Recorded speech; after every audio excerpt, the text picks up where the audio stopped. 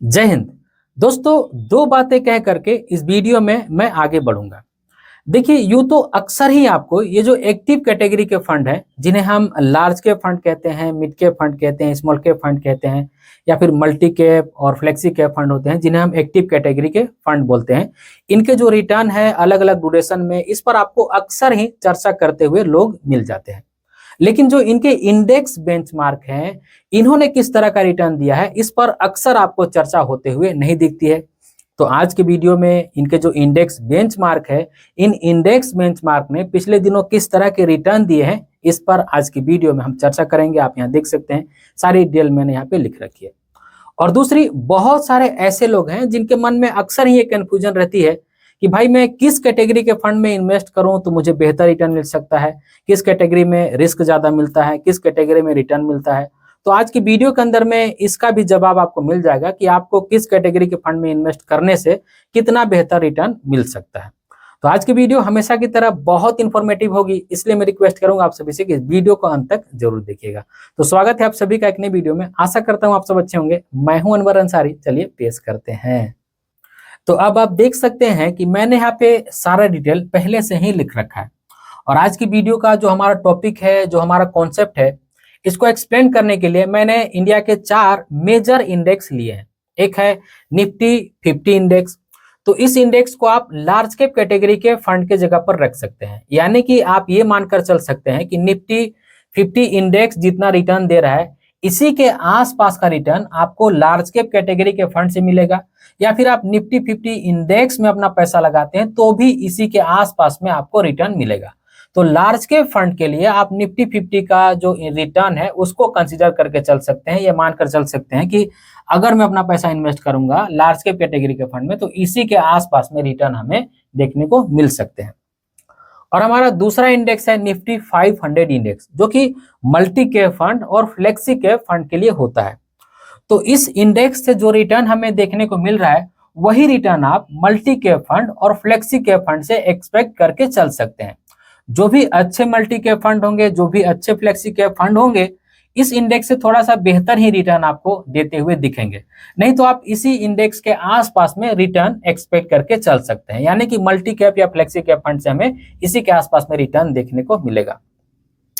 तीसरा है हमारा मिड कैप 150 इंडेक्स, जो कि मिड कैप कैटेगरी के फंड के लिए होता है। तो अगेन, जो भी मिड कैप कैटेगरी के फंड होते हैं उनका रिटर्न जो है इसी के आसपास में आप कंसीडर करके चल सकते हैं। जो भी अच्छे मिड कैप कैटेगरी के फंड होंगे ऑफ कोर्स अपने इंडेक्स बेंचमार्क से थोड़ा सा बेहतर ही रिटर्न देंगे, लेकिन अप्रोक्सीमेट आप इसी के आसपास में रिटर्न कंसीडर करके चल सकते हैं। चौथा हमारा इंडेक्स है निफ्टी स्मॉल कैप 250 इंडेक्स, जो कि सबका पसंदीदा है, सबका दुलारा इंडेक्स है, जिसमें सभी लोग अपना पैसा इन्वेस्ट करना चाहते हैं। तो जो भी स्मॉल कैप कैटेगरी के फंड होते हैं उनका index benchmark Nifty small cap 250 index होता है। यानी कि जो रिटर्न हमें निफ्टी स्मॉल कैप 250 इंडेक्स से देखने को मिल रहा है, उसी के आसपास का रिटर्न अगर आप स्मॉल कैप कैटेगरी के फंड में इन्वेस्ट करते हैं तो आपको देखने को मिल सकता है। और जो अच्छे स्मॉल कैप कैटेगरी के फंड होंगे वो अपने इंडेक्स बेंचमार्क से तो अच्छा रिटर्न देंगे ही। खैर, आज की वीडियो में हम ये बात कर रहे हैं कि जो इंडेक्स है इन्होंने कैसा रिटर्न दिया है। तो इससे आपका इस बात का भी अंदाजा लग जाएगा कि अगर हम लार्ज कैप कैटेगरी के फंड में इन्वेस्ट करेंगे तो हमें कितना रिटर्न मिल सकता है, अगर हम multi cap flexi cap fund में इन्वेस्ट करेंगे तो कितना रिटर्न मिल सकता है, और अगर हम मिड कैप या फिर स्मॉल कैप कैटेगरी के फंड में इन्वेस्ट करते हैं तो कितना रिटर्न मिल सकता है। तो इस बात का भी अंदाजा आपको लग जाएगा। यहाँ पे आप देख सकते हैं इंडेक्स रिटर्न लिखा हुआ है। यहाँ पे आपको 5 डे का रिटर्न देखने को मिल रहा है, यहाँ पे 1 मंथ का रिटर्न देखने को मिल रहा है, यहाँ पे 6 मंथ का रिटर्न है, यहाँ पे 1 ईयर का रिटर्न है और यहाँ पे 5 ईयर का रिटर्न है। मैंने मैक्सिमम पिछले 5 साल का रिटर्न लिया है। और एक बात आप और ध्यान रखिएगा कि ये वही समय है जब स्टॉक मार्केट कोरोना पेंडेमिक के बाद तेजी से उभर रहा था। सबसे पहले निफ्टी 50 आप देख सकते हैं, अगर मैं पिछले 5 दिनों के रिटर्न की बात करूं तो 0.27% का रिटर्न, यानी कि ऑलमोस्ट कह सकते हैं कि फ्लैट में इंडेक्स है। ना तो बहुत ज्यादा तेजी हमें देखने को मिल रही है, ना तो बहुत ज्यादा हमें यहाँ पे बढ़ोतरी देखने को मिल रही है। वहीं पे अगर बात की जाए 1 मंथ की रिटर्न की तो 5.10%, यानी कि ऑलमोस्ट कह सकते हैं कि 5% की गिरावट हमें पिछले 1 महीने में देखने को मिली है। वहीं पे अगर 6 मंथ की बात की जाए तो प्लस में आप देख सकते हैं 2.40%, यानी कि ऑलमोस्ट 2.5% का रिटर्न हमें यहाँ पे देखने को मिल रहा है।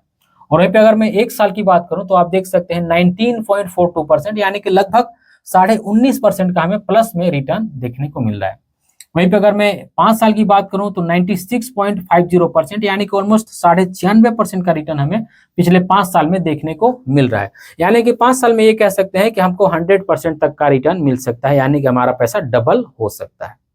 आप देख सकते हैं कि 5 साल में 100% का रिटर्न है और 1 साल का भी रिटर्न आप देख सकते हैं कि 19.42 यानी कि 19.5% का रिटर्न है, जो कि लार्ज कैप कैटेगरी से अगर इस तरह का रिटर्न मिल रहा है तो कहीं से भी कोई खराब बिल्कुल भी नहीं है।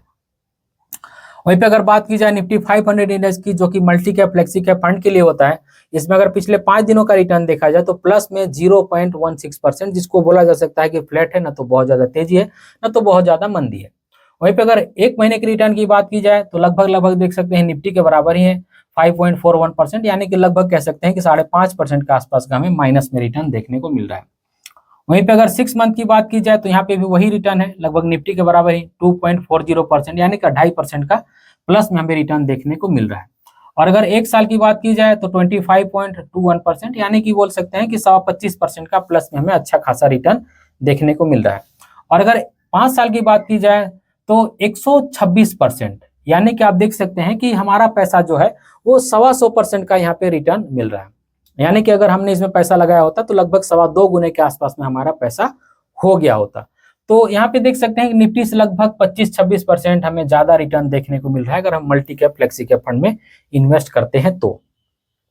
वहीं पे अगर बात की जाए निफ्टी मिड कैप 150 इंडेक्स की, तो यहाँ पे आप देख सकते हैं अगर मैं 5 दिन की बात करूं तो प्लस में 0.86%, यानी कि ऑलमोस्ट कह सकते हैं कि आधे % से थोड़ा सा ज्यादा ही हमें रिटर्न मिल रहा है पिछले 5 दिनों के अंदर में।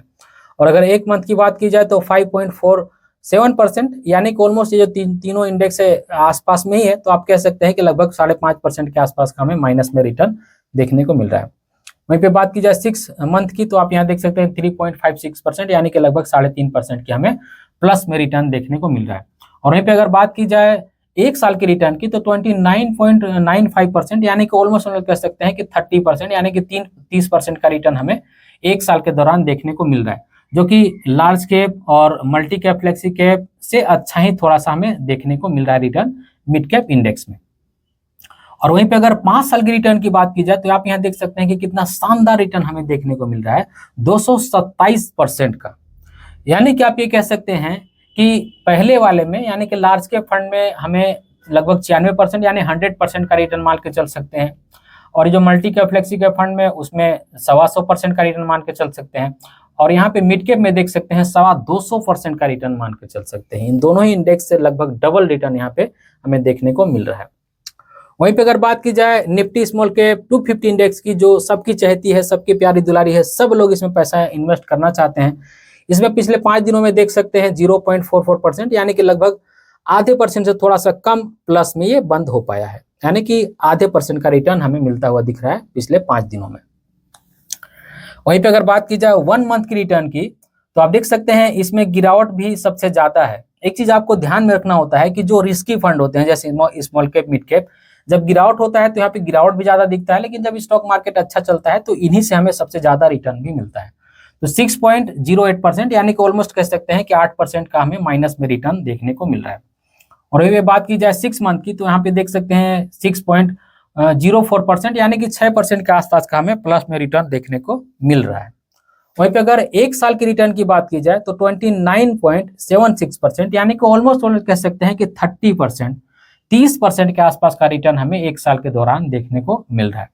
तो मिड कैप फंड का और स्मॉल कैप फंड का आप देख सकते हैं कि लगभग एग्जैक्ट सिमिलर रिटर्न ही हमें देखने को मिल रहा है। लेकिन अगर मैं 5 साल की रिटर्न की बात करूं तो 255% का यहाँ पे रिटर्न देखने को मिल रहा है, यानी कि यहाँ पे 225% का रिटर्न मिड कैप में और स्मॉल कैप में 250% से थोड़ा सा ज्यादा रिटर्न। तो इसका मतलब ये हुआ दोस्तों कि हम जितना रिस्क उठा सकते हैं उतना ज्यादा हमें रिवॉर्ड मिल सकता है। यानी कि अगर हम लार्ज कैप कैटेगरी के फंड में 5 सालों के लिए इन्वेस्ट किए होते पिछले 5 साल पहले, तो हमारा पैसा लगभग 100% के आसपास का रिटर्न दे रहा होता। वहीं पे multi cap flexi cap fund 125% का रिटर्न दे रहा होता, और मिड कैप फंड 250% रिटर्न दे रहा होता, और ये जो स्मॉल कैप फंड है ये 250% रिटर्न दे रहा होता। तो जो भी रिस्क लेने वाले पर्सन हैं, जो थोड़ा सा उतार चढ़ाव को समझ सकते हैं या फिर मैनेज कर सकते हैं, उनके लिए अच्छा ऑप्शन होता है स्मॉल कैप, मिड कैप या फिर थोड़ा सा multi cap flexi cap fund में भी इन्वेस्ट करना। लेकिन जिनको ज़्यादा डर घबराहट लगता है, जो ज़्यादा उतार चढ़ाव नहीं सह सकते हैं, उनके लिए लार्ज कैप कैटेगरी का फंड है ही, लेकिन उसी टाइप से आपको रिटर्न भी यहाँ पे देखने को मिलेगा।